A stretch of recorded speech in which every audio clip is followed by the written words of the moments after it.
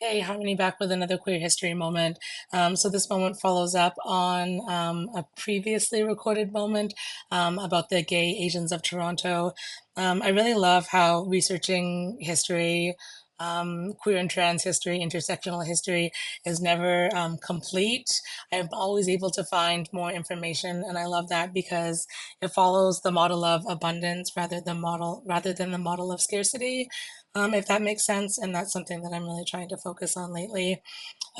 So here's some more information about them. So following Washington's Third World Conference and National March in 1979 that brought LGBT people of color together, a year later, a group of Asian activists, namely Richard Fung, Gerald Chan, Nito Marquez, and Tony Souza, amongst others, formed Gay Asians of Toronto in 1980. After posting ads around Toronto, the organization began meeting at the 519 Church Street Community Centre in Toronto as a peer discussion group every other Saturday.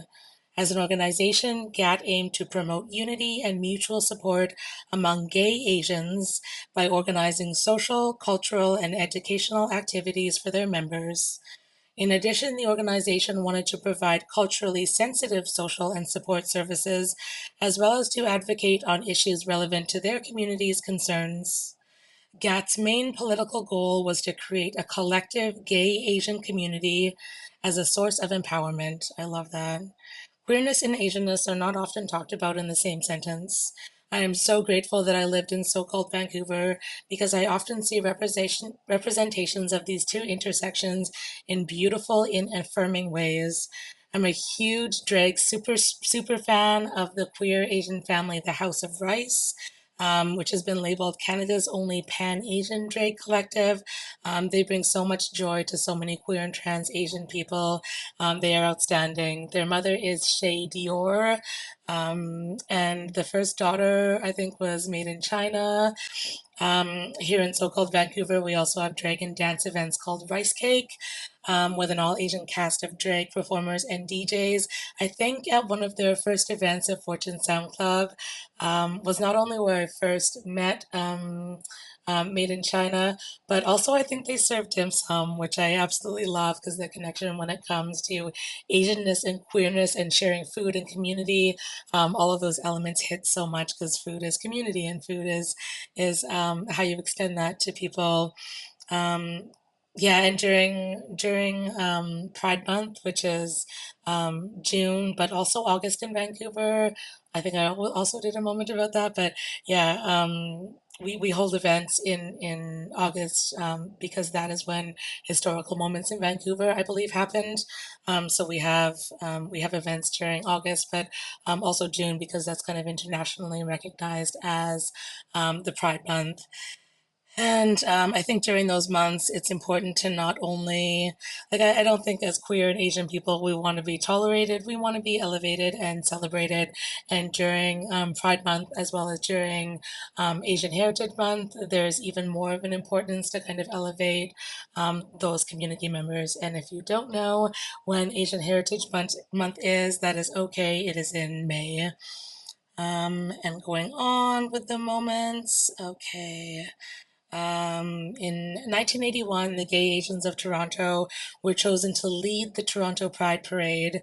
Alan Lee, a prominent group member, was the host speaker and said, quote, "As an Asian, I have an additional battle in the fight for my own liberation and for the liberation of the Asian community. As gays, we have to fight for our rights in a straight society, but Asian gays, like Black gays, Jewish gays, sexual minorities, and I will preface this moment with a trigger warning for outdated language for disability, but he used the term "and the handicapped among us," and every other minority within the minority have other battles to face as well. Very true. And there are some pictures that I will post up of this group marching through Chinatown and of delivering the keynote speech or a keynote speech during Toronto Pride. In 1983, Gay Asians of Toronto launched a quarterly newspaper highlighting gay Asian poetry, prose, photography, and news. Every time I say the words gay Asian, I want to combine them into GAYsian. Um, and yeah, it's funny because the plays on words are also the title of this magazine, which is Celebration. So instead of celebration with the TION, it's celebration with the ASIAN, and I will spell that out here. By 1990, 18 issues had been released. The magazine usually consisted of local and international community news, personal stories, poems, interviews of Asian Canadians, and ads seeking partners. And it was translated in both English and Chinese. And I haven't done a deep dive search in the interwebs, but if anybody knows how to get copies of this celebration newspaper, even digital, I would love to get myself into the pages of those and read about what Asian culture looked like back then. In 1996, the Gay Asians of Toronto organized a campaign to counteract racism called Lotus Roots. And I'll put up a poster for Lotus Roots here. It's like gold and blue and has a bunch of Chinese characters in it.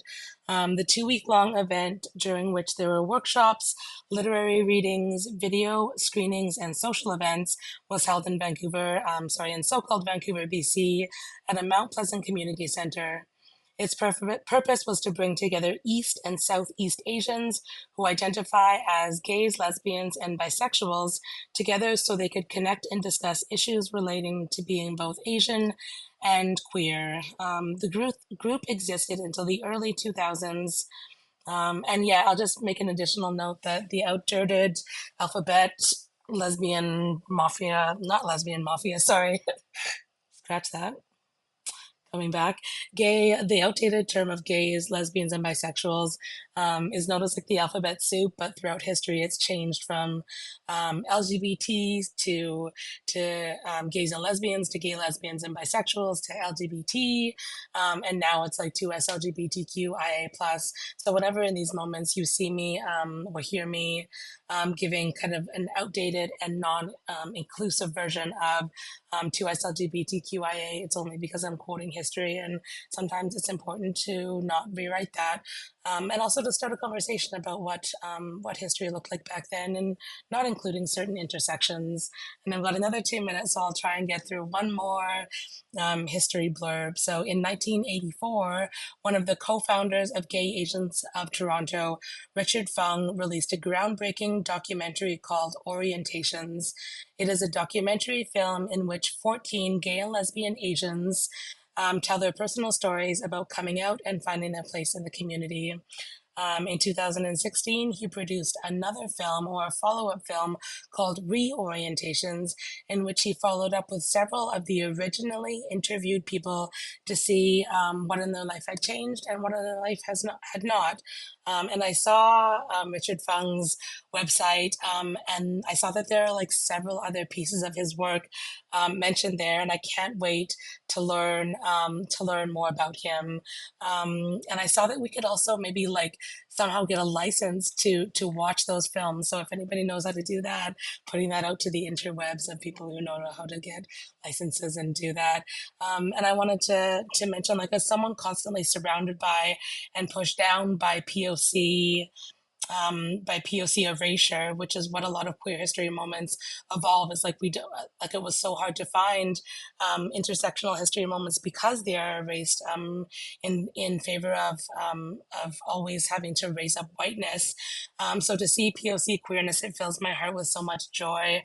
I could get lost for days looking at the body of work um, that people in our queer community have produced, past things as well as current things, and for any POC out there that like really needs to see themselves represented, I hope that I can connect you with moments to do that, because I need that for myself. Whiteness is everywhere, and like we need to be proud about who we are, and that includes being proud about being intersectional. Thank you so much for listening to this moment and staying with me through the chaos, and I hope to see you all soon. Um, Take care. Happy Pride, and be proud and gay and loud. Okay, so in the last 20 seconds of this video, I'm just going to throw up a bunch of images of the House of Rice, including a list of their members that I was able to find online. Please check them out. As you can see, they're freaking gorgeous and they look amazing and they're so talented and they do a bunch of really incredible events throughout the year.